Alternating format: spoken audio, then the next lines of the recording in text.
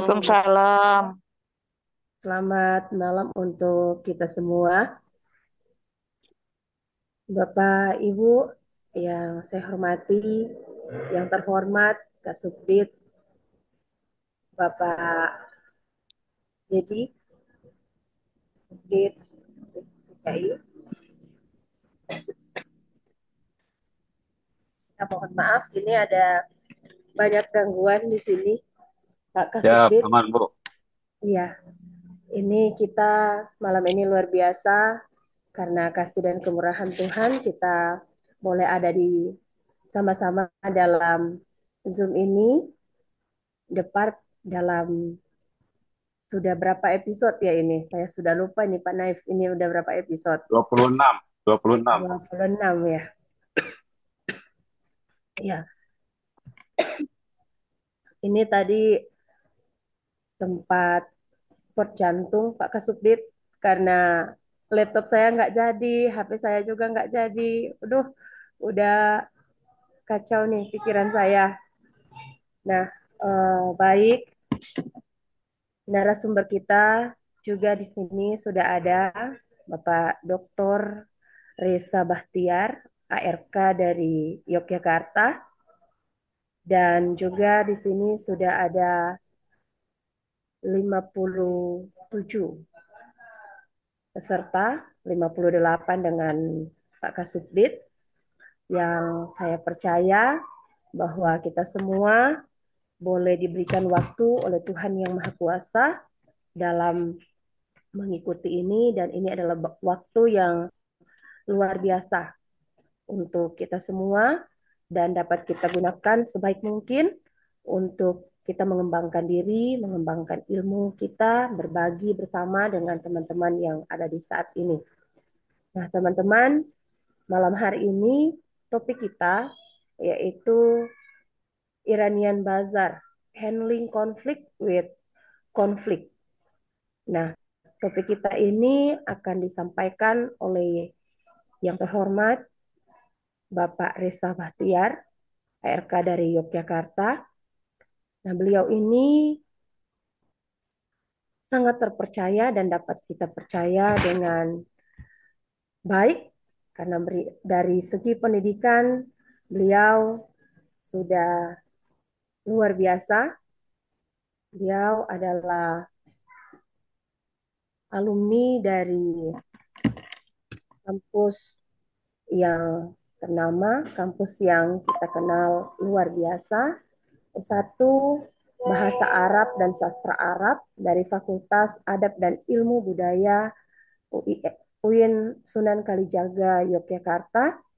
S2 Kajian Timur Tengah, Prodi Interdisciplinary Islamic Studies, UIN Sunan Kalijaga Yogyakarta, dan S3 Kajian Timur Tengah, Studi Islam, UIN Sunan Kalijaga Yogyakarta.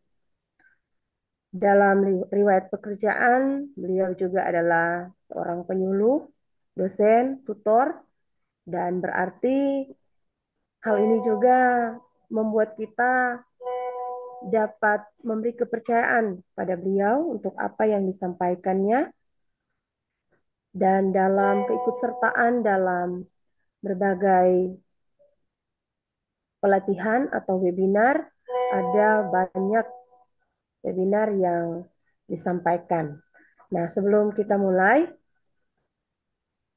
saya persilahkan kepada Pak Kasubdit untuk dapat membuka webinar kita di malam hari ini dengan topik Iranian Bazaar Handling Conflict with Conflict. Pada Pak Kasubdit, disilahkan. Bentar. Em, saya buka, saya kirim dulu link.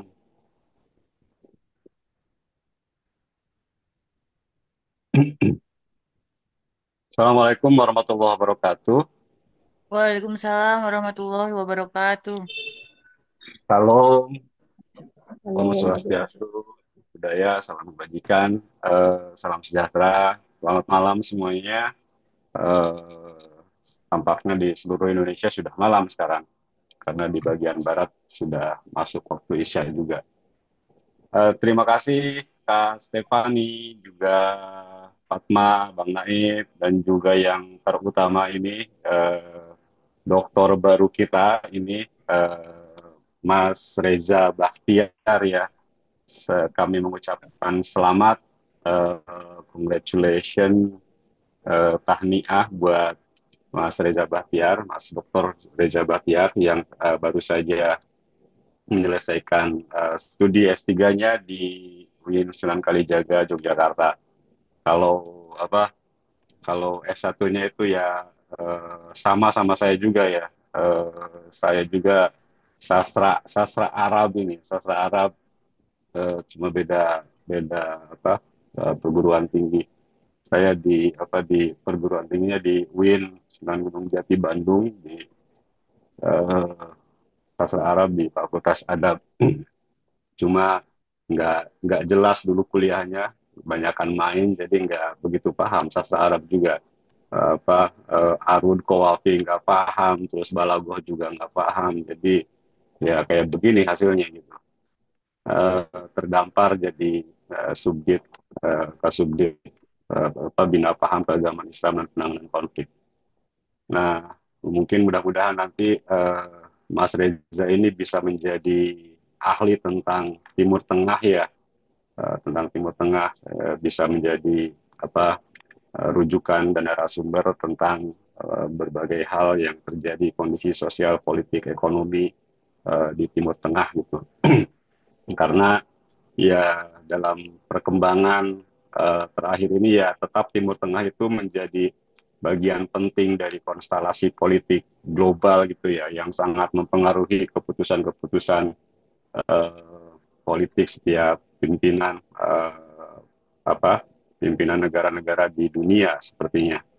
Nah, ini menarik juga tema yang kemudian dibahas pada malam ini, yaitu handling conflict with conflict gitu. Jadi langsung itu triggering gitu ya, apa judulnya itu memicu tanda tanya besar gitu ya. Eh, kalau dalam kalau dalam apa eh, kalau dalam studi teater itu kan langsung langsung mencuri mencuri panggung gitu ya, menguasai panggung eh, tentang konflik yang mungkin terjadi.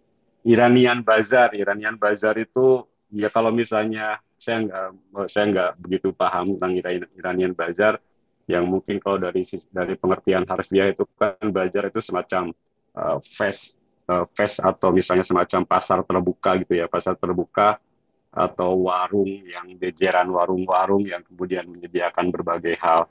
Nah, mungkin dari sisi bazar yang melibatkan ekonomi, sosial, politik, dan budaya, dan kemudian bagaimana kemudian tradisi yang berkembang, Iranian Bazar yang berkembang di Persia ini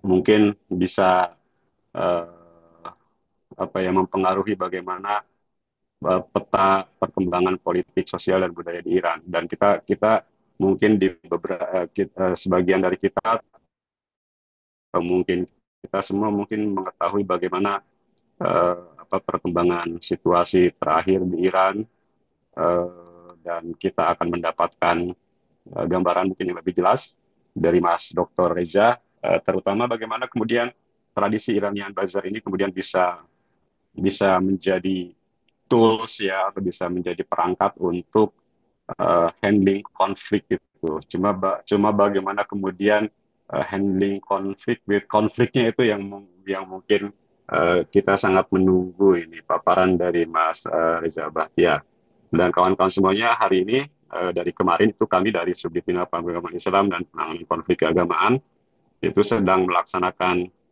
kegiatan handling data dan collecting data gitu ya, tentang bagaimana kita bisa mengkoleksi data dan kemudian melakukan konsolidasi data mengenai paham keagamaan Islam di Indonesia. Kita mengundang beberapa stakeholder dari Kemendagri, dari Kejaksaan, dari um, dari kepolisian, kemudian dari MUI, dari NU Muhammadiyah, dari CSO juga. CSO itu dari Setara Institute, kemudian dari Wahid Foundation, dan dari beberapa kawan yang lainnya.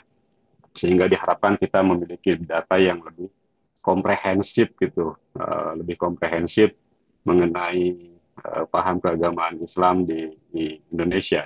Nah, langsung saja biar kita punya lebih banyak kesempatan untuk menyimak paparan materi dari Mas Dr. Reza Bahtiar. Kita langsung saja silakan Kak Astrid Stefani untuk melanjutkan memandu diskusi ini. Terima kasih. Assalamualaikum warahmatullahi wabarakatuh. Shalom. Waalaikumsalam warahmatullahi Waalaikumsalam warahmatullahi wabarakatuh. Shalom wabarakatuh. bagimu juga Pak Kasubdit.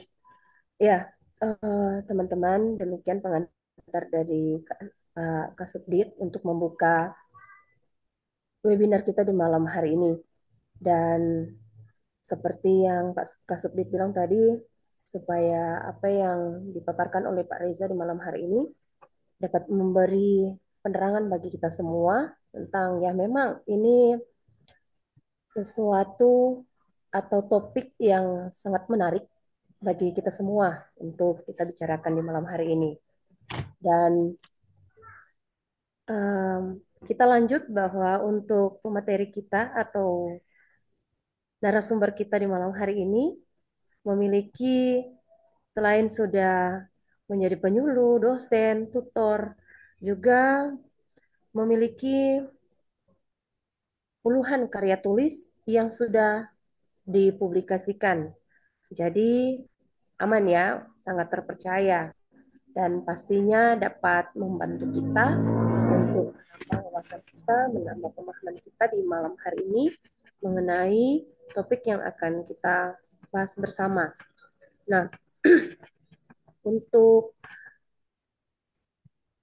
Iranian Bazar dengan Iranian Bazar Handling Conflict with Conflict ini merupakan suatu cara atau metode dalam penanganan konflik khususnya yang di Timur Tengah, lebih kompleks lagi di Iran ya Pak. Nah, dalam dunia negosiasi khususnya dalam konteks budaya Timur Tengah seperti di Iran, pendekatan terhadap konflik bisa sangat berbeda dari yang umum kita kenal di budaya Barat atau Asia Tenggara ataupun lebih kompleks lagi di Indonesia. Nah, di pasar tradisional Iran yang dikenal sebagai bazar, proses tawar-menawar bukan sekedar sebuah proses jual beli, tetapi juga sebagai medan interaksi sosial dan sebagai sebuah strategi negosiasi yang kompleks. Menariknya, salah satu pendekatan yang digunakan dalam bazar ini adalah menghadapi konflik dengan konflik. Artinya, konflik tidak dapat dihindari, melainkan digunakan sebagai alat untuk menguji keteguhan, membangun hubungan, dan mencapai kesepakatan yang saling menguntungkan. Ini dalam pemikiran saya ya. Nah, jadi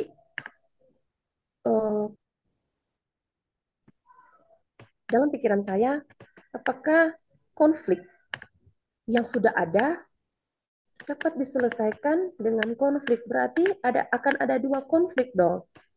Nah, untuk lebih jelasnya, kita akan mendengarkan bersama bagaimana Iranian Bazar handling conflict with conflict dari narasumber kita yang terhormat, Bapak Dr. Reza Bahtiar di malam hari ini.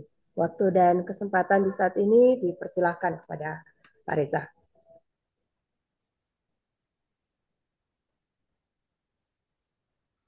Halo Pak Reza. Ya, baik. Terima kasih. Apakah suara saya sudah masuk? Ya, Apakah aman Pak, jelas? masuk Pak. Aman ya? Ya. Baik. Saya mulai share screen aja ya, biar mudah ya.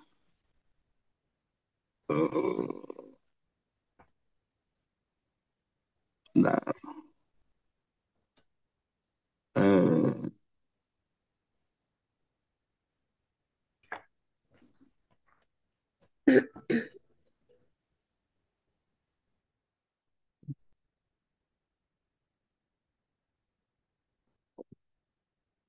Bisa.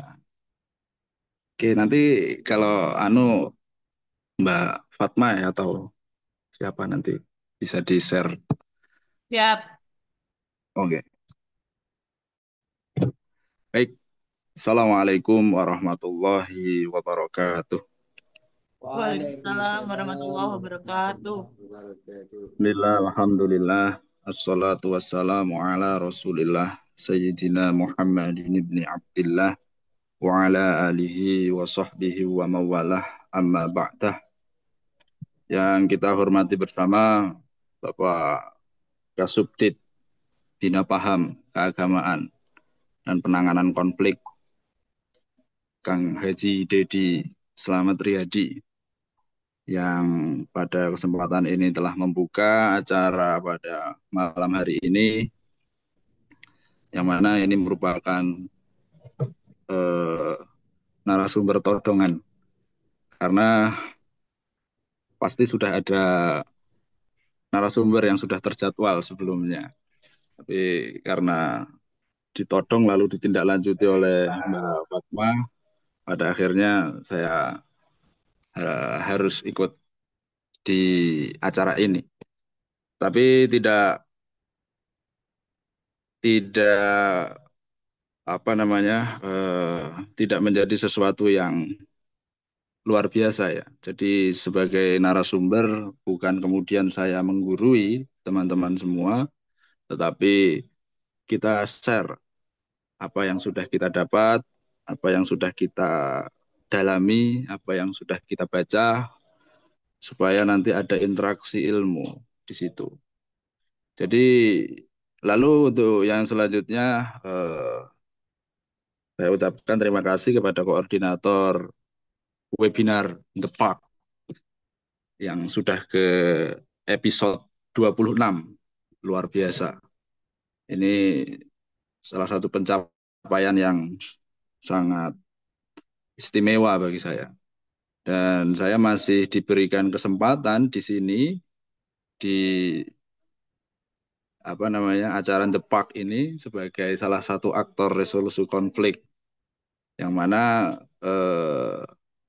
ini merupakan bentuk afirmatif daripada BPKI PK bagi teman-teman yang ingin memberi dampak bagi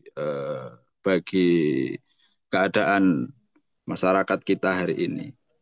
Bapak Ibu yang berbahagia, Mbak Stefani semua yang berbahagia, pada kesempatan ini izinkan saya menyampaikan daripada tema yang sudah kami haturkan sebelumnya, yakni Iranian Bazar, handling conflict with conflict. Jadi Bazar Iran, penanganan konflik dengan konflik, menangani konflik dengan konflik. Ini memang sebenarnya harus ada tanda tanya besar sekali.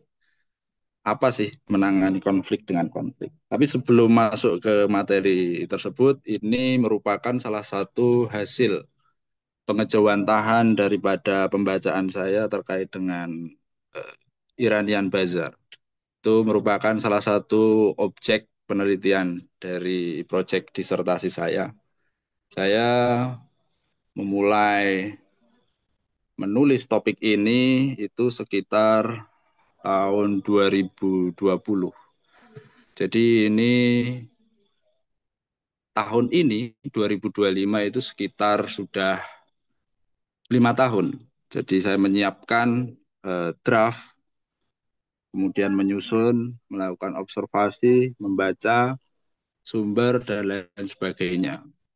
Tapi ini hanya sebagian kecil daripada disertasi tersebut, bukan kemudian disertasi itu secara utuh. Karena kalau utuh nanti ceritanya akan panjang. Jadi ini hanya sebagian kecil dari disertasi itu. Dan teman-teman sekalian, waktu daripada studi yang saya lakukan itu sekitar 6 tahun ya. Jadi cukup lama. Dan ini maksud saya ya ini studi beneran gitu loh. Bukan yang 1 tahun 8 bulan. 1 tahun 8 bulan itu udah selesai doktor itu kan berarti luar biasa. Ini yang benar-benar doktor gitu loh, 5 tahun lebih, 6 tahun lebih. Dan ini digarap dengan serius, tanpa ada intervensi kepada siapapun. Nah, teman-teman yang berbahagia, sebelum kita masuk ke materi, kita harus melihat dulu tentang bazar itu, atau Iranian Bazar. Saya coba lagi untuk melakukan share screen ya, semoga bisa. Atau Mbak Fatma sudah bisa? Saya share screen kan atau share ke chat? Share screen boleh? Siap. Mas Mas Rezanya dijadikan co-host saja, Mbak.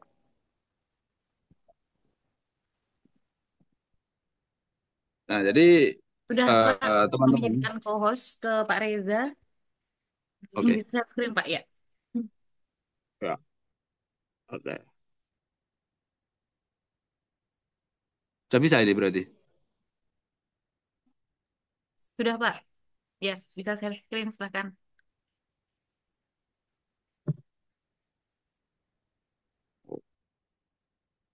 Oke, ini lama nanti jadinya. Saya mulai aja. Jadi, apa sih Iranian Bazar itu? Kita harus melihat terlebih dahulu tentang Iranian Bazar ini. Jadi, ini adalah sebuah eh, tempat yang berbeda. Jadi, kalau kita pernah dengar bazar itu yang ada di Indonesia, katakanlah seperti itu. Kalau menurut KBBI yang namanya bazar itu adalah sebuah tempat atau sebuah pasar yang dia diselenggarakan untuk jangka waktu beberapa hari. Jadi ada bazar baju, bazar kue, bazar barang bekas, dan itu semua dijual dengan harga murah. Kalau menurut kalau yang kita tahu ya di sini bazar. Tetapi di Iran atau di dalam tema yang saya ajukan di sini, apa itu Iranian Bazar? Iranian Bazar itu berbeda dengan bazar-bazar yang ada di kota-kota lain, di negara-negara lain. Dia memiliki keunikan tertentu. Dia adalah ya halnya pasar biasa. Tetapi pasar biasa yang ada di Iran, terutama di kota Teheran, itu adalah sebuah pasar tradisional yang di dalamnya memiliki jejaring sosial yang kuat. Mereka merupakan aktor non-state. Dalam hal ini adalah aktor non-negara yang selalu melakukan banyak sekali mobilisasi massa, kemudian melakukan banyak manuver-manuver politik yang itu berbeda dengan eh, para pedagang atau bazar atau pasar-pasar yang ada di Indonesia terkhusus atau di Turki misalnya atau di Eropa misalnya.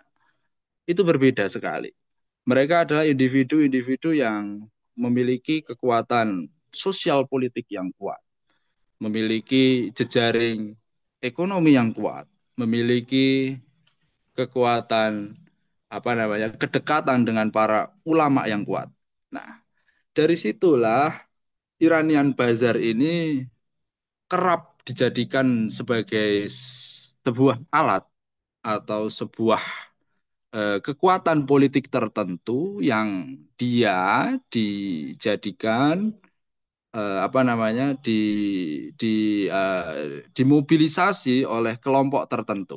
Kadang orang-orang Bazar atau Iranian Bazar ini ikut atau mendukung pemerintah dan kadang dia juga menjadi oposan dari pemerintah. Nah, eh Iranian Bazar sendiri terdiri dari para pedagang ya, biasanya disebut dengan bazari atau dalam istilah Indonesianya bazaris. Dia terdiri dari para pengrajin, dia memiliki apa namanya, dia juga berasal dari tokoh agama, kemudian dia juga merupakan pengusaha. Dan lucunya atau apa menariknya dari Iranian Bazar ini, dia secara historis telah ada sejak zaman kerajaan Safawi.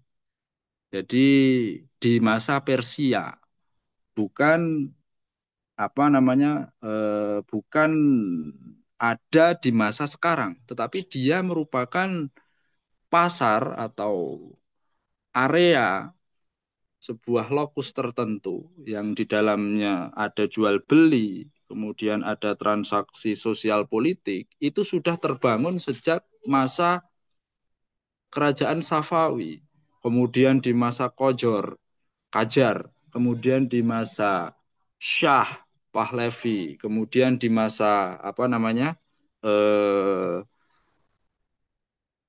pasca revolusi Islam. Jadi bazar atau Iranian Bazar ini merupakan salah satu bazar tertua atau pasar tertua yang ada di dunia. Dan dia kalau di PBB itu masuk dalam cultural heritage ya, cultural heritage. Nah, mengapa kemudian Iranian Bazar ini menjadi menarik? Ya karena itu dia apa namanya dapat apa namanya menjadikan sebuah komunitas mereka itu memegang sesuatu kohesi sosial yang kuat. Bagaimana yang selalu disampaikan oleh Kang Dedi ya, Pak Kasubdit, bahwa kita itu punya bekal kohesi sosial yang kuat untuk menjaga atau apa namanya memberikan atau apa menjaga persatuan kita untuk supaya tidak terjadi konflik seperti itu. Nah, teman-teman yang saya muliakan, jadi eh, ketika kita bicara bazar itu berbeda. Jadi tidak bisa, wah ini pasti bazar yang apa namanya, bazar yang pasar dadaan itu. Tidak, yang ada di San Mori, yang ada di apa namanya, apa CFD ya. Tidak, ini berbeda. Ini bazar yang sudah ada turun temurun, dan para pedagang yang ada di Iranian Bazar itu merupakan keturunan keberapa dari mbah-mbahnya dulu yang sudah pernah apa namanya berdagang di situ. Jadi itu merupakan warisan. Dan mereka untuk mengikat sesuatu kohesi sosial itu juga melakukan pernikahan antara pedagang atau saudagar satu dengan saudagar yang lain. Sehingga kekuatan sosialnya secara emosional itu sangat kuat sekali di bazar itu. Nah, ini sangat berbeda dengan apa namanya apa pasar atau bazar yang ada di Indonesia atau di negara-negara lain.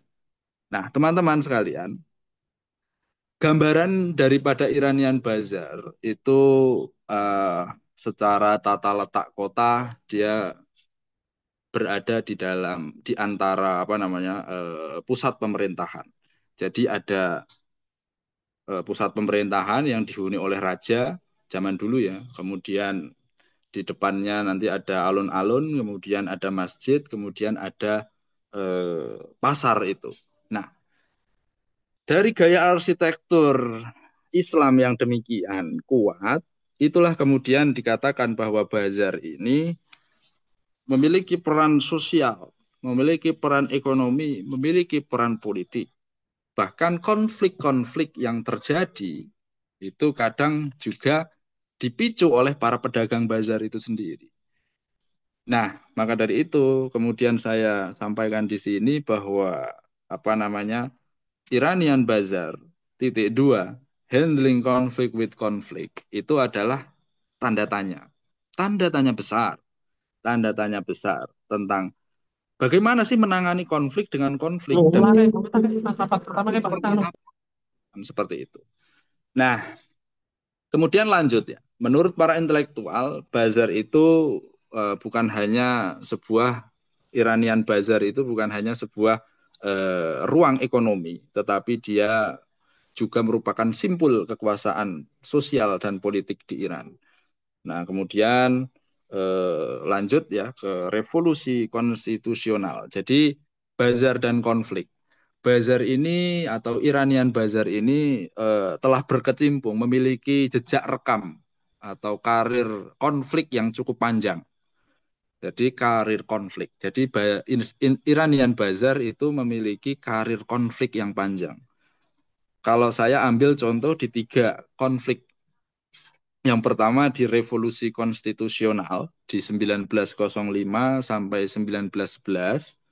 Kemudian di nasionalisasi minyak di 1951 sampai 1953. Dan yang terakhir di revolusi Islam 1979.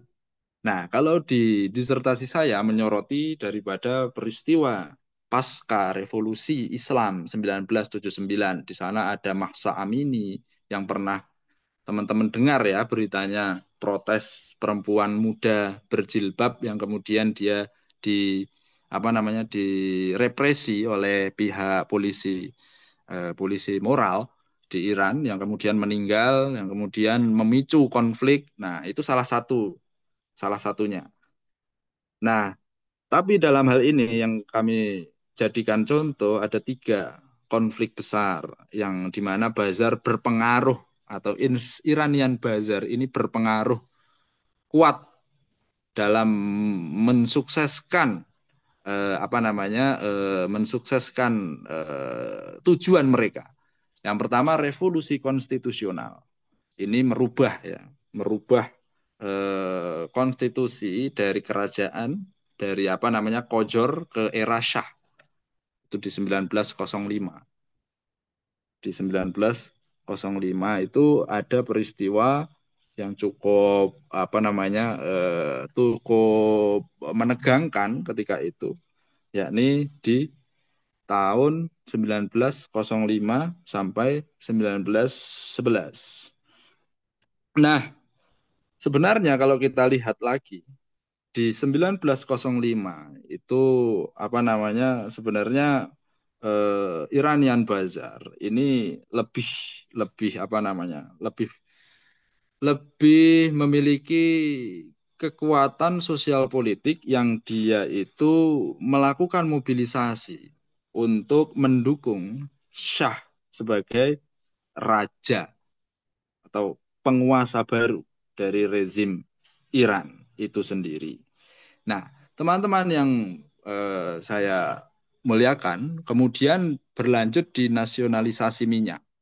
Di nasionalisasi minyak ini orang-orang atau Iranian Bazar atau orang Iran yang berada di bazar, para pedagang bazar itu mendukung Mossadegh. Kemudian mereka menyediakan dana dan aksi protes untuk menolak nasionalisasi minyak ketika itu. Nah, di sini peran bazar cukup Iranian Bazar ini cukup produktif atau cukup kuat karena mereka menyediakan dana untuk melakukan aksi protes. Aksi protes. Nah, di dalam artikel yang cukup terkenal yang berjudul Why the Bazar Rebels, yang ini ditulis oleh Mozafari, itu tentang menyorot tentang komunitas bazar atau institusi bazar, atau kalau dalam tema kali ini Iranian Bazar itu sebagai kelompok yang everyday resisten, tiap hari melakukan perlawanan. Nah, ini cukup menarik ya, karena bisa-bisanya tiap hari mereka melakukan melakukan konflik atau berkonflik di tiap hari. Karena kan bahasanya everyday resistant. Nah, itu yang kemudian saya sorot juga di penelitian disertasi saya terkait dengan di 2009 itu juga ada buku Mozafari ya, tentang sebuah gerakan hijau atau the green movement. Di sana di dalamnya ada everyday resistant. Nah, itu nanti saya sampaikan lagi di akhir terkait dengan everyday resistant itu tadi. Nah, kemudian di revolusi Islam 1979 yang kemudian melahirkan negara Islam Iran atau negara Islam Iran ya, itu orang-orang Bazar atau instansi Bazar ini memiliki pengaruh yang kuat. Mereka melakukan konflik juga untuk melakukan aksi protes kepada rezim Shah Reza Pahlavi ketika itu karena menuntut perbaikan-perbaikan kebijakan yang merugikan Iranian Bazar karena kebijakan westernisasi yang dilakukan oleh Shah Reza ketika itu rezim Shah, sehingga Iranian Bazar beraliansi dengan ulama yang di sana kita sebut dengan ulama Syiah ya, karena kan Iran itu eh, sebagian besar atau mayoritas adalah Islam Syiah, Islam Syiah. Nah, dan orang-orang Iranian Bazar ini sebagian besar juga berhaluan Syiah, memiliki ideologi Syiah seperti itu. Nah, di sini mereka berhasil mengorganisir pemogokan dan melakukan boikot ekonomi. Sehingga runtuhlah rezim Shah ketika itu yang kemudian digantikan dengan rezim Islam sejak 1979 hingga hari ini. Sudah sekitar 40 tahun, 40 tahun lebih ya. 40 tahun lebih. 2009 kan 30. Berarti lanjut 40 tahun lebih, 45 tahun, hampir sebentar lagi. Nah, kemudian lanjut ya. Itu tadi secara gambaran umum global daripada institusi Bazar atau Iranian Bazar. Nah, kita melanjut kepada tema kita tentang handling konflik karena berkesesuaian dengan tema daripada The Park itu sendiri tentang resolusi konflik, tentang kita sebagai aktor resolusi konflik di sini. Jadi perlu kiranya saya harus menjelaskan sedikit terkait dengan handling konflik with conflict. Nah, di sini kita lihat kita juga harus meneroka tentang diri kita sebagai ARK, aktor resolusi konflik. Aktor resolusi konflik. Aktor resolusi konflik. Karena di dalam konflik itu sebagai problem solver itu kadang ada yang dari pemerintah dan non pemerintah atau aktor non negara dan aktor negara. Nah, dalam hal ini kita juga perlu menegosiasikan diri kita atau mendefinisikan diri kita. Sebenarnya kalau penyuluh agama ini termasuk aktor non negara atau aktor negara dalam rangka resolusi konflik. Kita juga perlu mempertanyakan itu. Kalau seorang penyuluh agama ini merupakan aktor negara, maka kemudian kita harus melihat kenapa harus ada pertanyaan yang cukup panjang, yang cukup cukup kritis untuk melihat tersebut. Karena kalau kita lihat di KBBI atau itu sendiri bahwa aktor itu adalah orang yang berperan dalam suatu kejadian penting. Aktor yang berperan pada sebuah kejadian penting. Nah, di sini saya selalu pakai KBBI karena untuk lebih mudah mendefinisikan sesuatu. Karena kita dasarnya di KBBI setiap kata. Jadi aktor non negara. Jadi Iranian Bazar itu merupakan aktor non-state dalam resolusi konflik karena dia menjadi mediator informal. Dia tidak terafiliasi dengan negara. Nah, sementara penyuluh agama terafiliasi dengan negara. Berarti bisa dikatakan penyuluh agama ini aktor negara dalam resolusi konflik.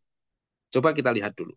Kemudian penstabil sosial, memfasilitasi dialog dan negosiasi ekonomi.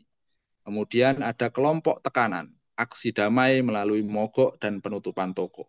Kemudian ada contoh protesnya di 2018 dan 2020 terhadap inflasi dan sanksi. Nah, teman-teman, penyuluh agama, penghulu, dan semua yang hadir, bahwasanya sebagai aktor resolusi konflik, kita harus melihat terkait dengan diri kita, pendefinisian terhadap diri kita.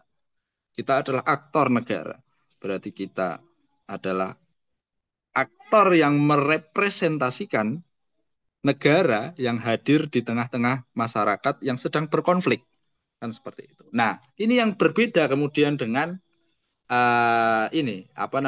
Iranian Bazar.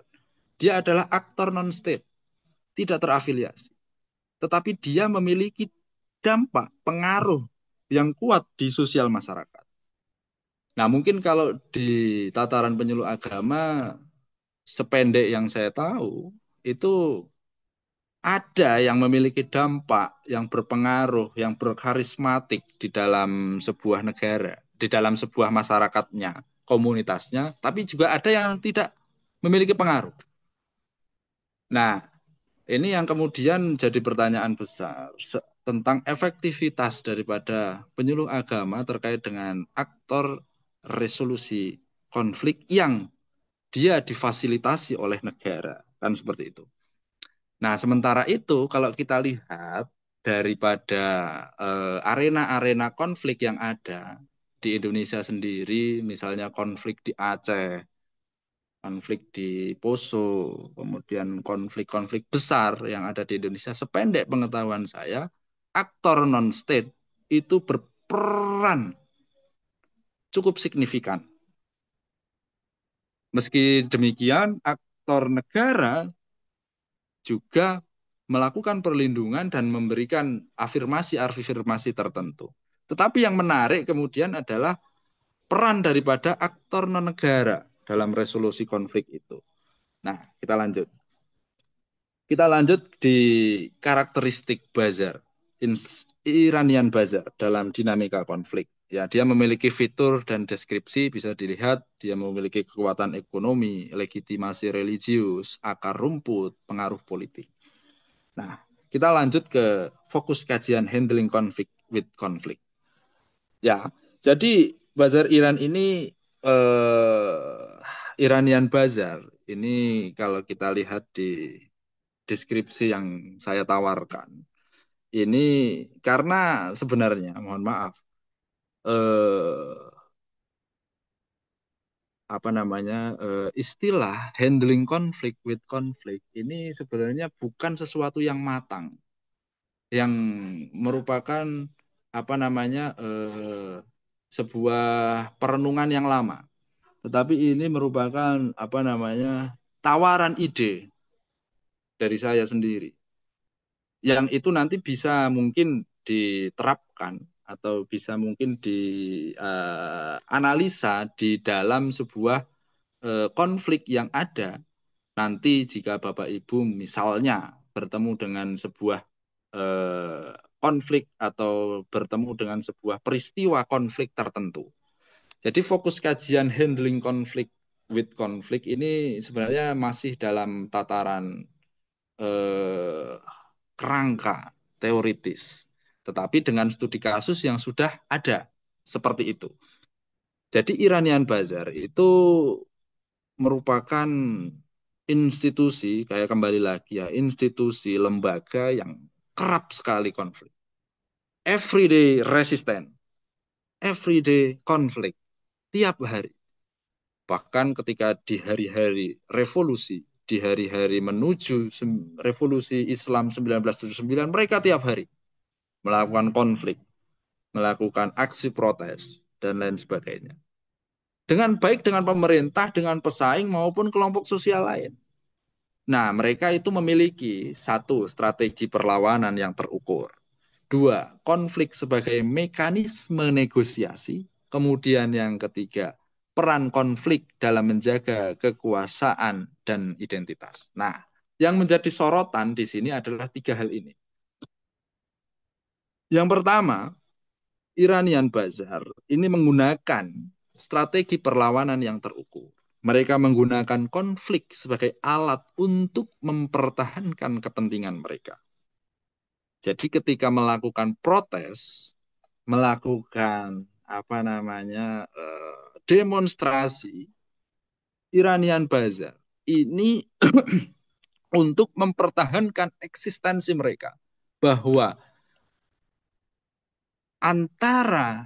negara ketika itu, pemerintahan atau rezim penguasa ketika itu melakukan penetrasi sebuah kegiatan kebijakan yang represif terhadap masyarakatnya. Nah, di sini komunitas Iranian Bazar muncul sebagai perimbang kekuatan atau arm of rest. Supaya apa? Supaya pemerintah ini tahu bahwa, atau rezim ini tahu, kami ini muncul melakukan protes, melakukan perlawanan sebagai bentuk konflik kepada pemerintah, ini untuk melawan konflik yang besar yang sudah dilancarkan oleh rezim penguasa ketika itu, supaya apa? Supaya dapat mempertahankan eksistensi dan kepentingan.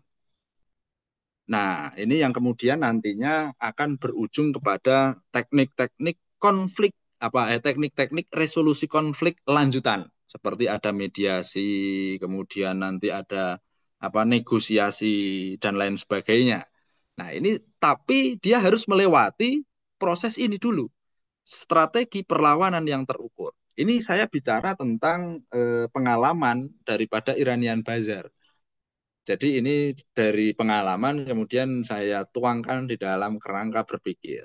Nah, nanti teman-teman mungkin bisa memberi masukan atau bisa memberi komentar untuk supaya kerangka berpikir tentang handling konflik with konflik ini mungkin bisa lebih bisa masuk dalam tataran, kalau dalam keilmuan itu otoritatif. Ini hanya menawarkan. Nah, kemudian yang kedua, konflik sebagai mekanisme negosiasi. Nah, ini konflik yang dimunculkan oleh Iranian Bazar itu tidak melulu destruktif ya. Mereka sering menjadi sarana negosiasi informal yang memaksa penguasa untuk mendengarkan aspirasi mereka tanpa harus melalui kekerasan. Nah, ini yang jadi catatan, bahwa konflik yang kerap dilancarkan oleh para komunitas atau Iranian Bazar ini bukanlah konflik yang berujung kepada kekerasan. Mungkin kalau saya dari awal tadi bicara tentang everyday resistance, itu tidak kemudian adanya kemudian angkat senjata, kemudian saling bunuh, tidak. Tapi mereka melakukan mobilisasi massa, menggelar aksi massa, yang kemudian aksi massa ini memaksa atau menyudutkan rezim penguasa untuk apa? Untuk bisa duduk bersama. Nah, ini yang kemudian handling konflik with konflik. Jadi medianya dengan konflik supaya dia mau duduk bareng. Kan seperti itu.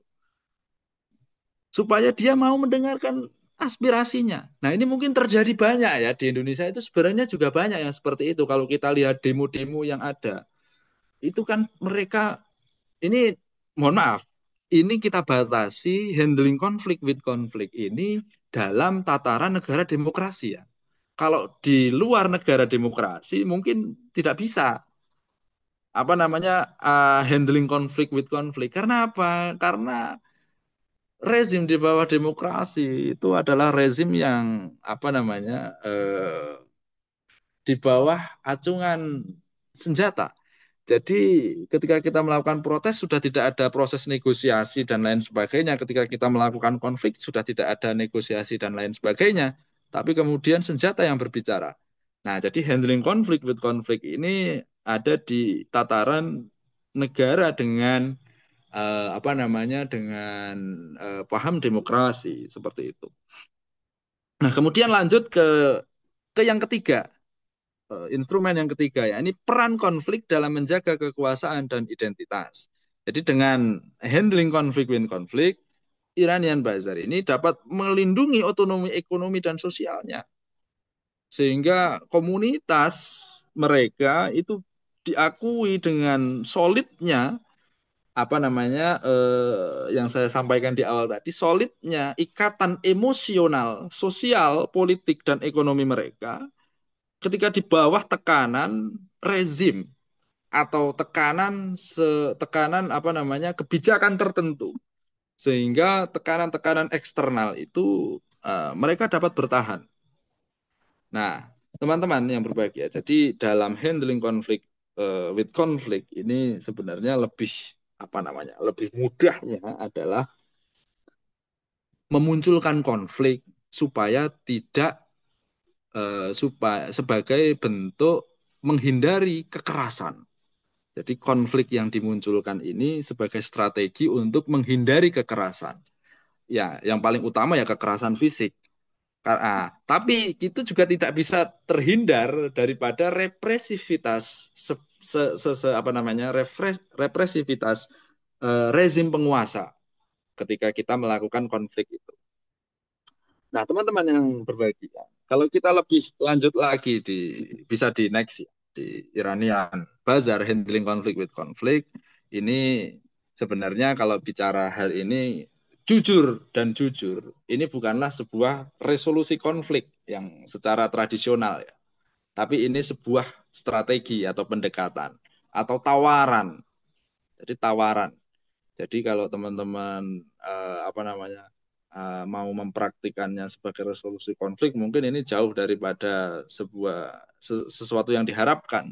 Tetapi ini bisa menjadi sebuah strategi atau pendekatan tertentu. Makanya ketika sebelum sampai di sini saya bicara bahwa handling conflict with conflict dalam apa namanya kacamata Iranian Bazar yang nanti misalnya mau dijadikan atau dibawa model ini kepada resolusi konflik yang ada di apa namanya tengah masyarakat kita, mungkin itu tidak bisa karena ini bukan secara arti tradisional. Karena kalau kita bicara tentang teori konflik itu ada teori ikan, teori yang lain sebagainya itu, yang jelimet itu nggak bisa masuk ke sini. Dan ini nggak bisa masuk ke sana. Karena ini bukan resolusi konflik dalam arti tradisional. Melainkan sebuah strategi atau pendekatan dalam menghadapi konflik yang bersifat pragmatis dan kadang konfrontatif. Jadi ini konflik yang lebih besar. Seperti yang tadi saya contohkan di awal, ada nasionalisasi minyak, ada apa namanya revolusi Islam, dan lain sebagainya. Nah, handling konflik with konflik juga berarti ini loh, Bazar menggunakan konflik sebagai alat untuk mempertahankan kepentingan, menekan pihak lain. Nah, ini istilahnya dalam hal ini konflik everyday resistance atau tiap hari itu melakukan perlawanan ya dengan menggunakan aksi protes dan demonstrasi. Nah, resolusi konflik pada umumnya itu mengacu proses mengakhiri konflik dengan cara mencapai kesepakatan, kompromi atau rekonsiliasi yang memuaskan semua pihak. Nah, tetapi di dalam handling konflik with konflik yang merupakan strategi taktis untuk memperjuangkan kepentingan yang kadang dapat membuka ruang dialog atau kompromi, tetapi tidak selalu berujung pada penyelesaian damai. Nah, jadi kalau menggunakan handling konflik with konflik yang kita tawarkan, ide ini itu nanti itu tadi kadang tidak jadi damai, tetapi malah kemudian menjadi tambah luas, apa namanya, tambah kompleks, konflik yang terjadi. Nah, ini yang kemudian nanti mungkin bisa kita diskusikan lebih lanjut. Nah, kemudian ada di kesimpulan itu sebenarnya pendekatan ini saya hubungkan dengan apa namanya kaidah fikhiyah ya, darul mafasid muqaddamun ala jalbil masoleh, menolak sesuatu yang lebih besar mafsadatnya atau yang bersifat negatif lebih diutamakan daripada melaksanakan sesuatu yang bersifat masoleh, sesuatu yang bersifat positif. Jadi ini apa sebuah tawaran atau ide gagasan terkait dengan resolusi konflik. Yang resolusi konflik ini secara teoritis bukanlah merupakan teori tradisional, tetapi ini masih dalam tahap ide. Jadi kalau dalam memproduksi ilmu pengetahuan itu kita harus ada tiga hal, ya kan, eh, dalam apa namanya berpikir kritis. Nah, jadi eh, saya sebenarnya hanya ingin bercerita tentang Iranian Bazar di dalam pusaran konflik dan di dalam everyday resistance. Tetapi kemudian saya hubungkan dengan handling conflict with conflict, karena agar supaya teman-teman bisa apa namanya, saya bisa menceritakan bahwa resolusi konflik itu tidak hanya resolusi konflik yang bersifat tradisional loh, tapi ada juga loh resolusi konflik yang sifatnya berupa pendekatan dan strategi, yaitu dengan konflik itu sendiri. Baik, terima kasih. Itu yang bisa kami sampaikan. Kurang lebihnya mohon maaf. Assalamualaikum warahmatullahi wabarakatuh. Kita kembalikan kepada moderator. Ya, terima kasih Pak Reza Bahtiar yang sudah menjadi narasumber kita di malam hari ini dengan Iranian Bazar Handling Conflict with Conflict yang secara pribadi ini Pak memang luar biasa untuk saya. Ini hal baru dan baru saya temui, baru saya dengar di malam hari ini. Jadi saat ini akan dibuka sesi tanya jawab dari teman-teman semua yang mau bertanya boleh raise hand dulu. Nanti ini udah dah yang dari ini Pak Muhammad Yusran. Tanya, Ya, ini tanya. ARK angkatan saya. Ya, silahkan Apa tanya? Pak Ucan. Ya, Halo, Assalamualaikum. Waalaikumsalam. salam. Kedengaran ya, Sir? Kedengaran, Ustaz? Iya, siap, ada. Baik, terima kasih sebelumnya. Yang kami hormati Bapak Kasubdit, narasumber, moderator, dan seluruh Bapak-Bapak dan Ibu sekalian. Langsung saja ke poin pertanyaan saya. Tadi luar biasa ya materi yang disampaikan oleh narasumber pada malam hari ini. Dan betul yang seperti disampaikan oleh moderator, bahwa materi ini termasuk baru bagi kami, seperti itu. Cuman yang kami harapkan tadi pada saat proses pemaparan materi, yaitu begitu kami baca, yaitu menyelesaikan konflik dengan konflik. Ini berbeda dengan pegadaian ya, menyelesaikan masalah tanpa masalah. Tapi kalau ini menyelesaikan konflik dengan konflik. Nah, yang kami harapkan tadi itu adalah bagaimana kemudian secara aktualisasi ya, sebagai penyuluh agama, sebagai aktor resolusi konflik, kami mengharapkan contoh kasus ya sebagai ARK di lapangan, sebagai penyuluh agama di lapangan seperti apa. Misalnya ketika kita temukan yang dalam pikiran saya, misalnya di lapangan kita temukan ada konflik sosial berdimensi keagamaan, misalnya pelarangan pembangunan rumah ibadah atau sejenisnya. Nah, kalau kita menggunakan pendekatan metode ini, menyelesaikan konflik dengan konflik yang ada di kepala saya, dengan pemahaman yang sangat dangkal ini, ya kita membuat sebuah skema konflik untuk menyelesaikan konflik yang tadi. Seperti itu. Nah, cuman gambaran-gambaran itu masih liar di kepala saya. Mungkin oleh narasumber bisa diperjelas, dikerucutkan dalam konteks ARK itu sendiri. Mungkin terima kasih. Assalamualaikum warahmatullahi wabarakatuh. Waalaikumsalam. Langsung Ya, atau Pak Ucan, ini boleh sebutkan ARK dari mana, Pak? Minta maaf, lupa lupa perkenalkan diri. Nama saya Muhammad Yusran, saya aktor resolusi konflik dari Kabupaten Mamuju Tengah, Provinsi Sulawesi Barat. Terima kasih. Ya, langsung ditanggapi atau nanti? di inventarisir dulu ya, Pak. Oh ya, Supaya oke. ini sudah ada Pak Mukofa Mahyudin, penyuluh dari KUA apa nih? Ya, silakan Pak Mukofa. Terima kasih. Assalamualaikum warahmatullahi wabarakatuh. Mukofa dari penyuluh KUA Tempat Progo Tinggi. Sama ini dari Jakarta. Kalau Pak Dr. Reza dari Sentolo.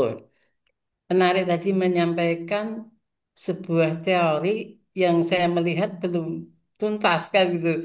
Eh, ada ada pertanyaan dalam pemaparan tadi bahwa seberapa hebat buzzer di sana? Isinya siapa? Mengapa mempunyai power yang begitu kuat? Apakah di sana ada semacam ulama-ulama besar atau mullah yang bukan orang negara, bukan bukan rezim, bukan rezim yang berkuasa saat itu?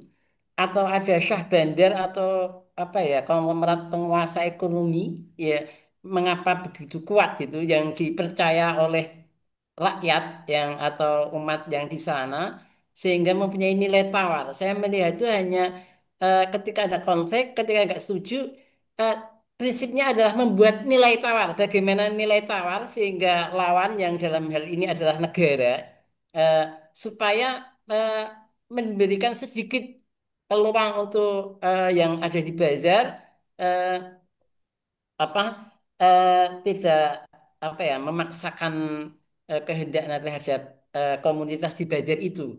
Lah, itu perannya dalam perjalanan Iran sampai saat ini sesukses apa? Kalau kita pernah melihat di India, waktu itu ada yang namanya Gandhi. Gandhi itu menggunakan 4 sistemnya, salah satunya itu seperti Satyagraha, terus Ahimsa, tidak melawan sama sekali. Ternyata terbukti menggerakkan rakyat India untuk bisa merdeka penuh melawan Inggris saat itu, waktu itu. Itu sehebat apa eh, handling konflik di di Iran seperti itu.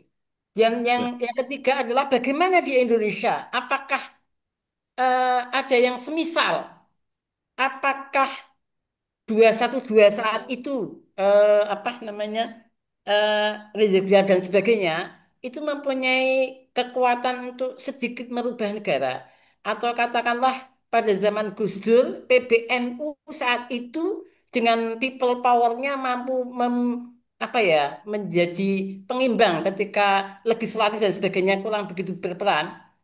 Misalkan di Indonesia ada yang namanya Ma'iyahnya Cak Nun, apakah mempunyai peran untuk sebagai pengimbang terhadap kekuatan negara semacam itu? Terima kasih karena eh, yang ditawarkan oleh Dr. Reza itu kan eh, harus ada kekuatan besar yang ada di seberang negara untuk apa ya eh, bisa terjadi nilai tawar menawar. Kalau yang kita hadapi di masyarakat, di kecamatan, kabupaten, provinsi, konflik-konfliknya ya itu aja. Kalau kita berperan sebagai negara, ya bagaimana tidak melukai semuanya. Ada not bukan bukan secara legal format, tapi kalau bisa resolusi konfliknya itu yang soft gitu, yang tidak sampai terjadi kekerasan yang besar. Terima kasih. Assalamualaikum warahmatullahi wabarakatuh. Waalaikumsalam warahmatullahi. Waalaikumsalam. Gimana Ya, Mbak? ini sudah ada 2 pertanyaan. Ada 4 ya dari 2 penanya. Dari Pak Yusran ARK Sulbar tadi, yang diharapkan dari webinar di saat ini adalah aktualisasi sebagai ARK di lapangan mengenai handling konflik with konflik. Nah, jadi apakah sudah ada yang terjadi yang pernah dilakukan mengenai handling konflik with konflik? Dan yang dari Pak Mukofa, ini ada beberapa pertanyaan. Jadi yang pertama, seberapa hebat handling konflik with konflik ini? Dan peran dalam perjalanan Iran sampai saat ini dengan Iranian Bazar ini atau handling with konflik with konflik, sesukses apa capaian dari Iranian Bazar dengan handling konflik with konflik sebagai strategi di dalamnya, dan apakah apakah ada yang sama yang dapat sedikit merubah di negara kita ini seperti aksi 212 atau PBNU yang dapat menjadi penyeimbang. Demikian Pak Reza. Disilahkan kepada Pak Reza. Ya, baik. Terima kasih atas waktu dan juga tanggapan, pertanyaan, komentar dari teman-teman. Ada Bapak eh, Yusran ya, terkait Ya, dengan Pak handling Yusran. konflik, bagaimana aplikasinya. Nah, itu dia. Ini, oh, jadi begini Pak Yusran yang saya hormati ya. Kalau tadi menyinggung ekspektasi terkait dengan handling konflik, with konflik ini sebagaimana pegadaian, mengatasi masalah tanpa masalah, berarti menggadai. Nah, di dalam handling konflik with konflik ini sebenarnya lebih kepada apa namanya, konsep ya, konsep atau pendekatan. Jadi bagaimana aplikasinya? Ya, aplikasinya ini yang perlu kita apa namanya, kita uji dalam hal ini. Karena kalau dalam Iranian Bazar itu sendiri dia sudah melakukannya, handling conflict with conflict. Supaya apa? Supaya dia bisa melakukan manuver politik, manuver memperlihatkan power politiknya. Nah, tetapi bagaimana dengan kasus Indonesia? Nah, ini kita harus melihat lagi sekalian ini menjawab daripada atau menanggapi daripada Pak Mukofa yang tetangga saya itu. Nah, ini Pak Mukofa. Jadi seperti ini aplikatifnya. Kenapa Bazar memang begitu kuat? Ya kuat sekali memang. Kalau dibilang Iranian Bazar ini kuat, karena itu tadi saya di awal tadi bercerita tentang historisitas daripada Iranian Bazar yang sudah eksis sejak dinasti Safawi. Bayangkan, dinasti Safawi di masa Persian kuno. Dan pasarnya juga di situ. Kalau Anda coba ke Isfahan, itu pasarnya ada di apa namanya, bazarnya itu ada di Iranian bazarnya itu ada di kompleks kerajaan. Dan sejak di Safawi hingga hari ini, sesuai data wawancara, ya di situ aja, nggak pindah kemana-mana. Sedangkan Safawi, Kojor, dinasti itu sudah berakar lama sekali, abad-abad yang lama sekali. Nah, inilah yang kemudian menjadi sebuah perkat, kohesi sosial yang kuat di dalam masyarakat atau dalam komunitas Iranian Bazar ini. Jadi mereka kemudian, saya cerita sedikit ya. Jadi kemudian Iranian Bazar ini terdiri daripada Syah Bandar, ada saudagar. Kemudian yang saudagar ini berarti dia termasuk pedagang yang besar, pedagang besar, bukan hanya retail-retail kecil, tapi retail-retail besar. Dia punya koneksi dengan koneksi ekspor impor. Mohon maaf, sama karakter bangsa Persia itu hampir mirip dengan Arab. Karena di eh, kalau kita lihat, saya itu baca buku terjemahan yang diterjemahkan oleh Pak Kasubdit itu namanya The History of Arabs, Philip Kahiti, itu tentang masyarakat Arab zaman dulu, ya, bercerita tentang itu. Jadi mereka itu kalau saya baca juga apa namanya, tafsir daripada kata apa namanya, dari surah Quraisy itu liila fi Quraisyin ilafihim. Nah, itu berbicara tentang tema karavan serai. Karavan, karavan itu semacam tempat apa namanya? Tempat kalau sekarang itu taman parkir ya mungkin. Eh, ya karavan itu semacam tempat yang ada di dekat sebuah kalau di anu di pasar lah katakanlah di bazar itu kemudian ada karavan. Nah, karavan ini tempat bertemunya orang-orang dari jauh, misalnya dari kalau di Persia dari Suriah atau dari Hijaz Dia berdagang bawa barang dagangan, sebelum masuk ke pasar dia transit dulu di situ. Ya bisa berhari-hari, bisa berhari-hari lah di sana. Nah, dan di sana kadang mereka sudah melakukan transaksi, kemudian nanti barangnya dibawa ke.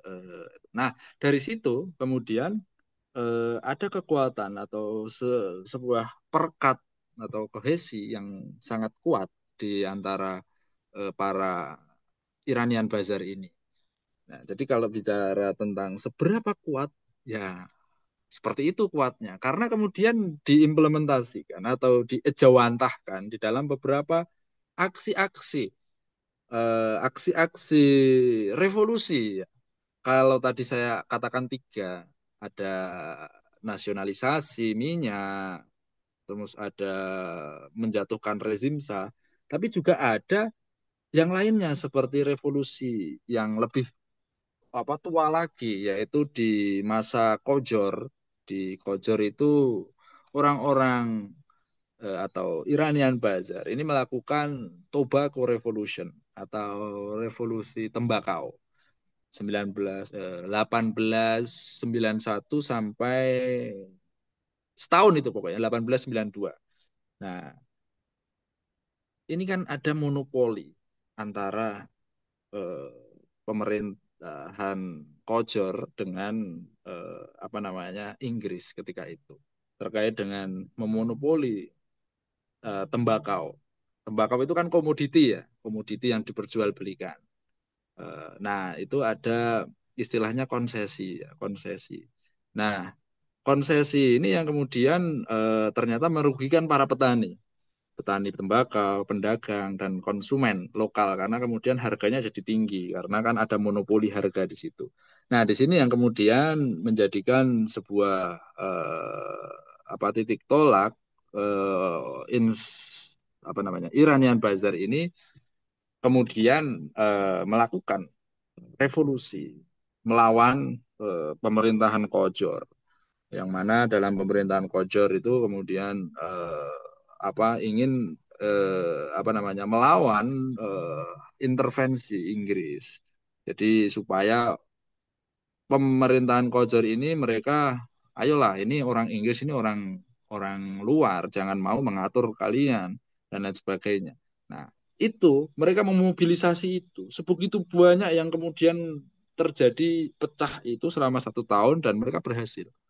Nah, yang tidak berhasil itu di 1963, di mana ketika ada White Revolution, yang ini orang-orang para aktivis Islam eh, yang mengikuti Ruhullah, Ayatullah Imam Khomeini itu dan juga para Iranian Bazar ini melakukan protes namanya White Revolution ini gagal. Tapi ini kuat sekali karena di sana ada isu yang cukup menarik ya ini modernisasi atau westernisasi dan reformasi agraria. Ini kan kerap ya kita dengar mungkin 1-2 kali kita pernah dengar ya tentang reformasi agraria di Indonesia dan lain sebagainya yang kemudian menyebabkan konflik. Ya memang itu sebuah pemantik untuk adanya konflik reformasi agraria dan lain sebagainya. Nah, terus terkait jadi kalau bicara tentang kuatnya bazar Iranian Bazar ya memang kuat sekali. Kalau tidak kuat dia tidak bisa melakukan revolusi tembakau, White Revolution, kemudian ada suksesnya revolusi Islam di Iran. Nah, terus bagaimana dengan 212, Ma'iyah, kemudian ada komunitas-komunitas lain. Nah, kalau kita bicara tentang gerakan sosial, ya, bicara tentang 212 itu kan termasuk gerakan sosial. Ma'iyah itu gerakan sosial juga karena dia sudah menghimpun banyak orang. Nah, dalam artian ini Iranian Baza, kemudian di India ada Gandhi, itu kalau kita bicara bicara tentang aksi-aksi yang dilakukan ya dia termasuk daripada sebuah gerakan sosial karena mereka memiliki aktor, kemudian ada ide, kemudian ada gagasan, kemudian ada apa namanya framing atau sesuatu yang diperjuangkan nantinya. Seperti itu. Jadi dalam kenapa sebuah kelompok itu dikatakan sebagai gerakan sosial kan itu. Jadi memenuhi beberapa apa namanya beberapa instrumen tersebut. Ada aktor, ide gagasan, kemudian framingnya seperti apa. Dan yang paling utama ya ada kesempatan. Kalau kita bicara tentang kesempatan politik itu, kalau mau baca ada di bukunya Post Islamism apa Asif Bayat. Nah, kasus Indonesia 212 Maiyah itu seberapa kuat dan kalau kita lihat ya 212 itu ya memang ya itu awal tadi saya bilang gerakan sosial karena mereka punya power ya yang cukup kuat dan mereka terstruktur ya ada struktur idenya jelas aktornya siapa kemudian framing yang dilakukan seperti apa terus apa yang diperjuangkan seperti apa kan ada dan banyak analisa terkait hal tersebut ya paling utama ya yang diperjuangkan adalah politik ya ketika itu. Tapi saya tidak akan berbicara jauh tentang 212 ataupun Ma'iyah, tapi yang jelas karakteristik bahwa apa namanya komunitas ini atau gerakan ini merupakan gerakan sosial. Dan bagaimana dengan handling konflik with konflik, saya kira kembali lagi ke Mas Yusran tadi ya. Jadi kalau misalnya bicara handling konflik with konflik yang dikaitkan dengan eh, saya setuju sih dengan Mas Pak Mukofa tadi. Kalau di Indonesia sepertinya susah ini handling konflik.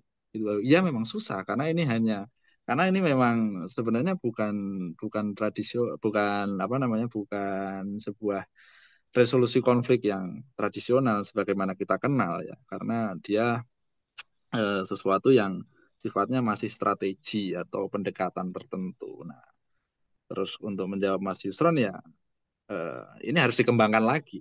Ini saya hanya menawarkan sebuah konsep bahwa ada Iranian Bazar yang saya resapi dari bacaan dan dari pembacaan pembacaan apa namanya literatur dan juga pembacaan sosiologis.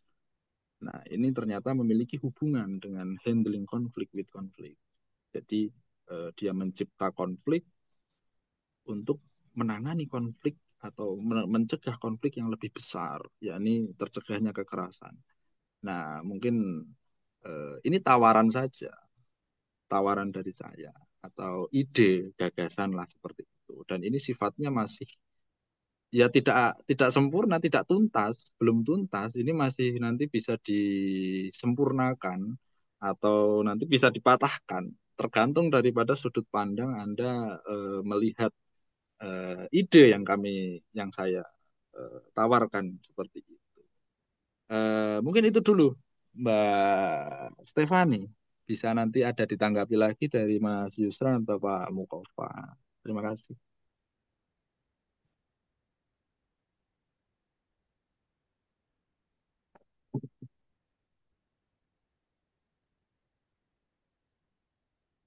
Eh, Mbak Stefani.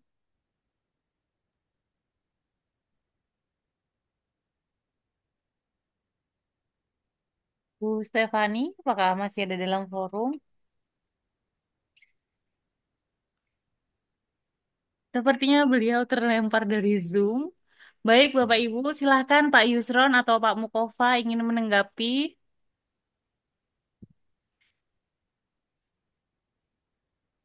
Monggo Pak Mukofa, ya. Oke ya, yang menarik. Terima kasih anu penjelasannya. Yang apa? Aku ingin tahu tanggapan Profesor waktu itu ketika Dr. Reza presentasi disertasinya.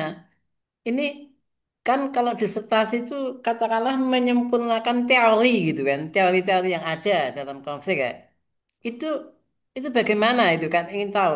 Nah, ini kan tadi sudah mengatakan Dr. Reza bahwa memang dibawa ke Indonesia strategi handling konflik itu kan harus setara. Kekuatannya kalau enggak ya rada setara gitu kan. Nah, sementara kita sebagai ALK itu kan kepengen back konflik iki apa mereda minimal. Ya, kalau sudah parah banget kan itu urusan polisi militer kan itu kan. Intinya gitu kan syukur sudah mendeteksi dini wah ini kemungkinan bakal terjadi konflik kita gembosi dulu supaya tidak semakin apa ya menggejala kan gitu. Eh, ingin tahu tanggapan apa eh, promoven katakanlah apa pembimbing atau profesor-profesor gimana dengan teori yang ditawarkan Dokter Reza itu kan itu karena ya ini ibarat apa ya pengembangan teori kan itu kita mengenal Galtung mengenal ahli-ahli konflik dan sebagainya itu kan eh, mungkin bisa dikembangkan nanti menjadi sebuah teori teori yang matang gitu. Nah, dengan melihat Ya, realita perkembangannya. Terima kasih. ya. Ini langsung atau gimana, Mbak Fatma atau Bu Stefan? Boleh Iya, iya, langsung Langsung ya? langsung aja, Pak. silakan. Oh, ya langsung ya. Makasih Pak Mukova. Jadi sebenarnya eh, ini peresapan untuk acara ini. Jadi handling konflik with konflik ini peresapan saya untuk acara ini dengan pembacaan yang sudah ada. Tapi sebenarnya kalau waktu ujian nggak ada bicara tentang teori konflik, karena saya pakai sudut pandang yang berbeda dalam disertasi itu bukan bicara tentang teori konflik. Jadi saya bicara tentang jejaring, gerakan sosial, dan lain sebagainya. Kalau untuk yang konflik ini memang saya khususkan untuk acara ini. Jadi menghubungkan dengan teori-teori konflik. Jadi biar apa namanya, kalau kemarin saya diskusi dengan Mbak Fatma itu supaya apa minimal memantik aja. Jadi saya ambil Iranian Bazar ini sebagai apa namanya eh, tema besar dari sub disertasi saya. Nah, kemudian dikupas dengan handling konflik with konflik yang memang khusus untuk ini saja. Jadi belum diujikan ini kalau yang handling konflik with konflik. Jadi kalau mau tahu dari profesor nggak bisa saya. Nah, yang ini berbeda. Maksud saya pembahasan antara yang di disertasi dengan yang di sini itu berbeda. Tapi saya ambil angle tertentu untuk acara ini. Nah, maka dari itu kalau untuk sependek yang saya tahu tentang resolusi konflik ya itu tadi pengayaan-pengayaan terhadap ide ini kan banyak sekali ya tadi. Seperti saya bagaimana mengaplikasikannya. Nah, ini saya baru tahu di sini. Maksudnya baru ngeh juga. Oh iya, perlu diaplikasikan juga untuk bekal dari teman-teman ya.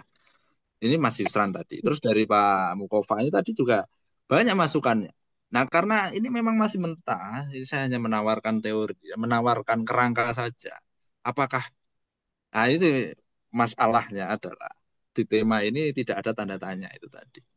Karena kemudian handling konflik with konflik itu tanda tanya apa enggak? Apa namanya? Gimana gitu loh, kan seperti itu. Nah, tapi begini, yang paling utama adalah bahwa dalam ranah eh, konflik-konflik yang ada. Mungkin ini masih meraba ya dari saya.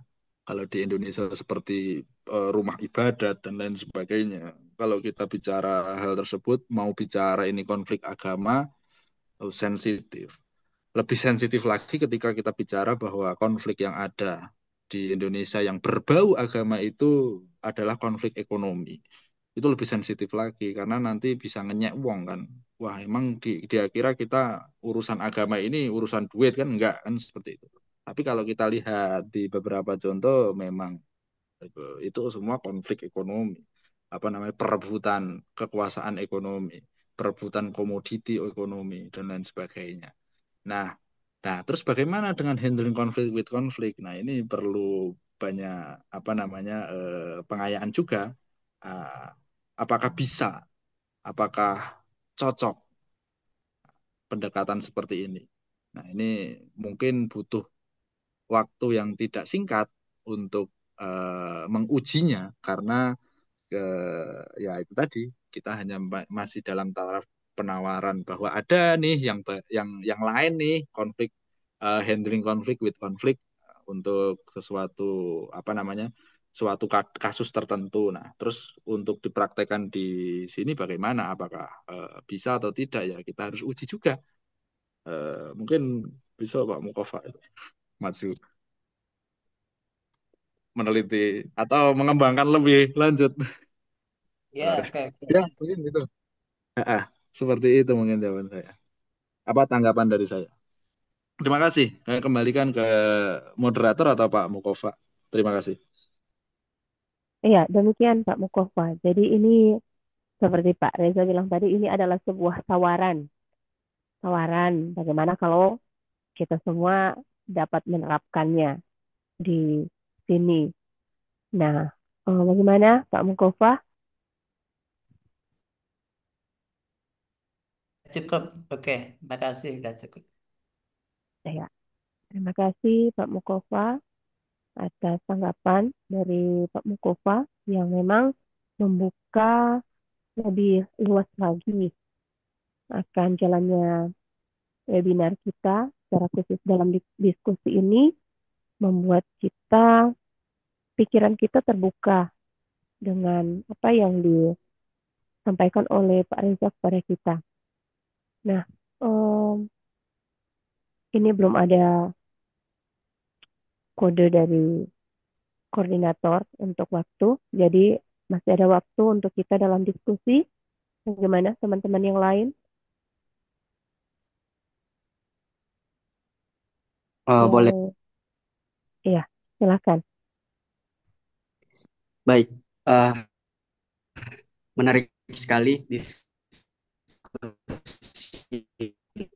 malam ini ya. Izin Pak Asraf, Jadi suaranya kurang kedengaran nih banyak Pak Asraf. gambaran secara luas yang bisa kita dapat pada malam ini. Namun tema ini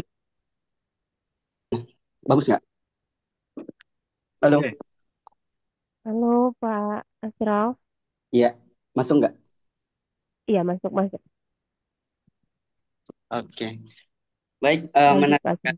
diskusi malam ini ya, terutama temanya tema yang baru gitu dalam khasanah kita.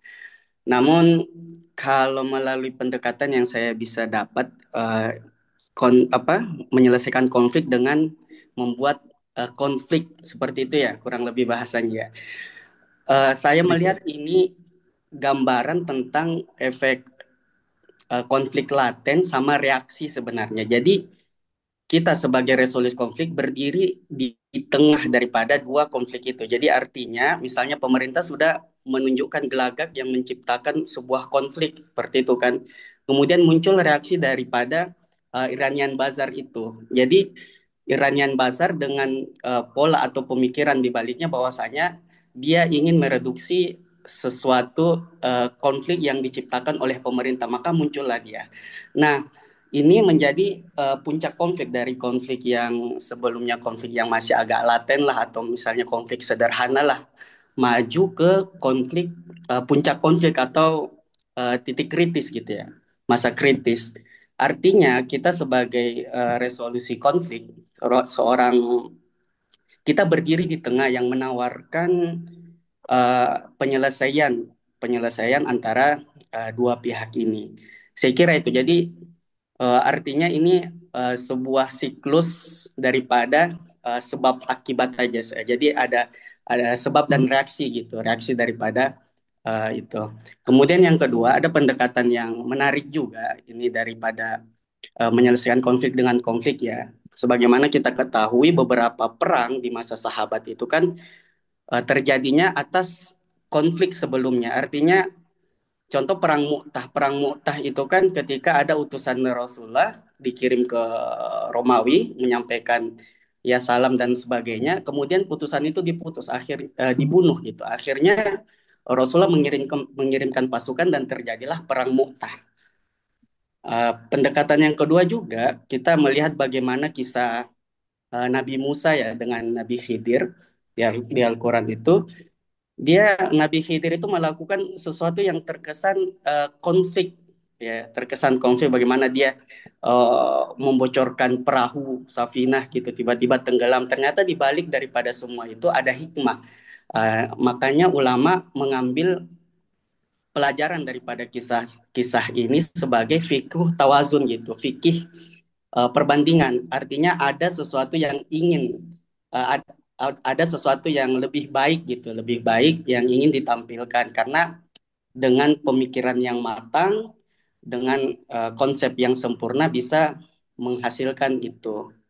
Mungkin itu sih Pak.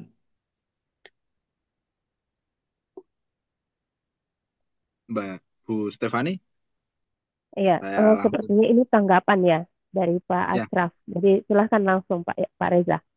ya, makasih Pak Asraf. Dari mana Pak Asraf nih? Sulawesi ya? Iya, dari Eh, Sulawesi. Pak Ashraf iya, lupa oh, tadi Sulawesi. keren ya. Ya, itu ya seperti itu. Nah ini gara-gara acara ini kemudian saling melengkapi kan. Tadi ada Pak Yusran, Pak Mukova, kemudian ini Pak Asraf ini. Ini memang benar-benar forum yang luar biasa ya diskusi. Jadi ARK, aktor resolusi konflik itu bukan hanya di lapangan saja, tetapi dalam tataran teoritik juga ternyata bisa membangun tawaran teori tertentu gitu loh.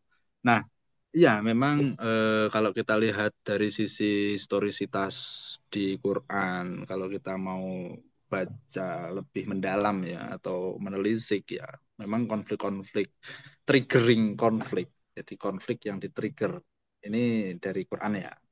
Kalau yang eh, ya dari Quran dulu, dari triggering konflik ya, itu memang ada tadi ya beberapa hal. Nah, ini yang kemudian bisa kita kembangkan nanti, saya kira terhadap apa namanya eh, untuk aktualisasi tertentu. Jadi triggering konflik itu bukan hanya atau handling konflik with konflik itu kemudian bukan hanya apa namanya konflik yang apa namanya yang dalam skala besar, tetapi bisa juga dalam skala kecil. Sebagaimana yang tadi konflik antara Khidir dan juga apa namanya apa Nabi Khidir dan Nabi Musa seperti itu. Jadi ini bisa apa namanya kita kembangkan atau bisa bisa tidak dikembangkan karena kan namanya tawaran teori itu macam-macam ya. Ada apa namanya ada uji coba tertentu seperti itu. Terima kasih. Saling menanggapi seperti itu. Monggo, Mbak Bu Stefani. Iya, terima kasih Pak.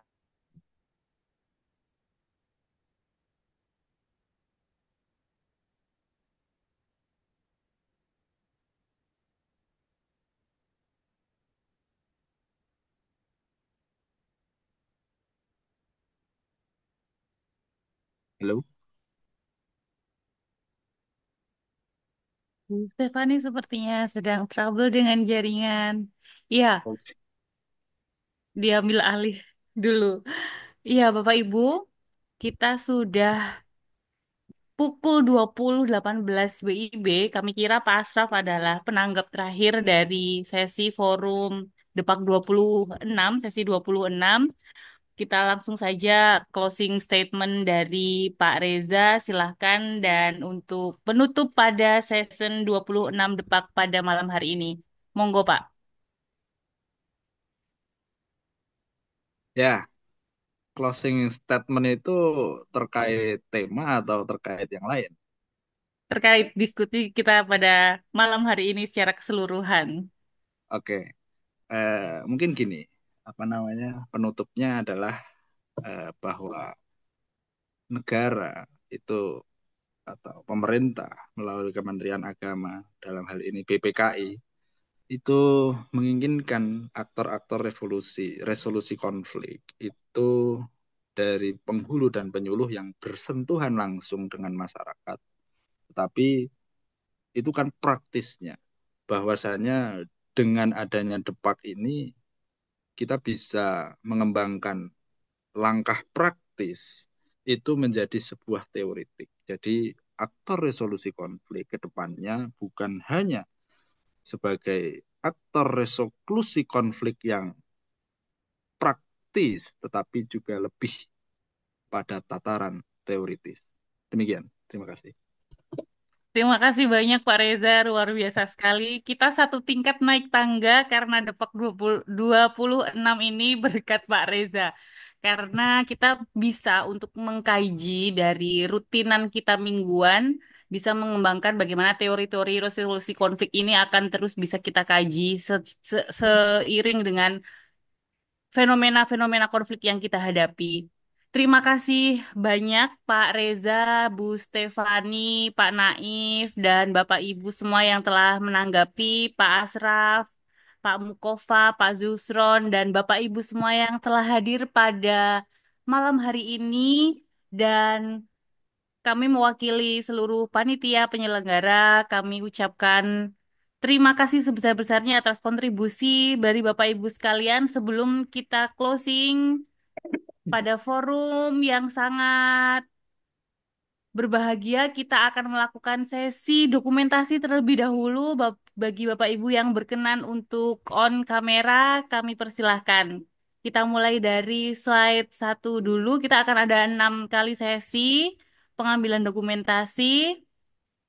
1, 2, 3. Oke. Sebaik ini satu. Yang kedua, sesi kedua, slide kedua. 1, 2, 3. Oke. Baik. Selanjutnya, ketiga.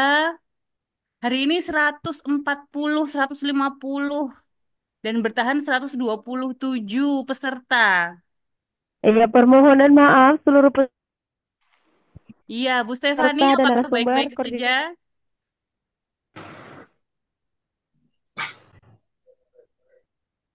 koordinator saya hilang-hilang. Ini udah. Aman, Bu, aman.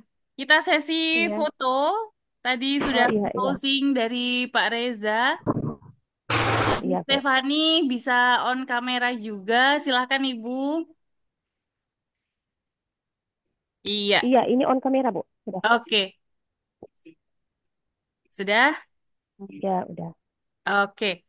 Terima kasih Bapak Ibu atas partisipasinya dan meluangkan waktu pada malam hari ini. Jangan lupa The Park-nya akan ada terus setiap hari Rabu, setiap minggunya. Dan untuk sertifikat kami akan kirimkan melalui email dengan mengisi daftar hadir yang ada dalam kolom chat. Silahkan diisi linknya dan nanti akan dikirimkan sertifikatnya melalui email. Mohon jangan sampai typo untuk menuliskan alamat emailnya. Sudah semua ya Bapak Ibu? Pak Naif dan Pak Kasubdi, terima kasih banyak sudah menemani kita dan sepertinya sudah mulai FGD-nya di forum.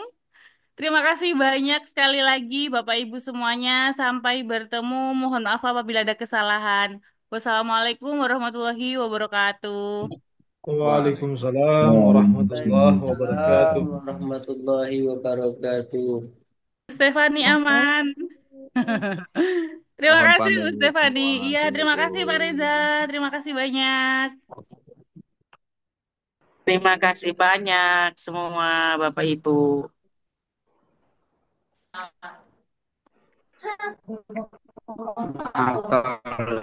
Terima kasih banyak Bapak Ibu, Pak Naib, Pak Kasubdit, narasumber. Tuhan memberkati.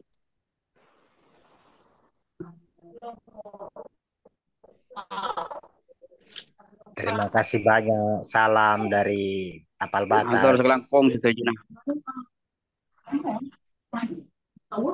Terima kasih. Izin keluar.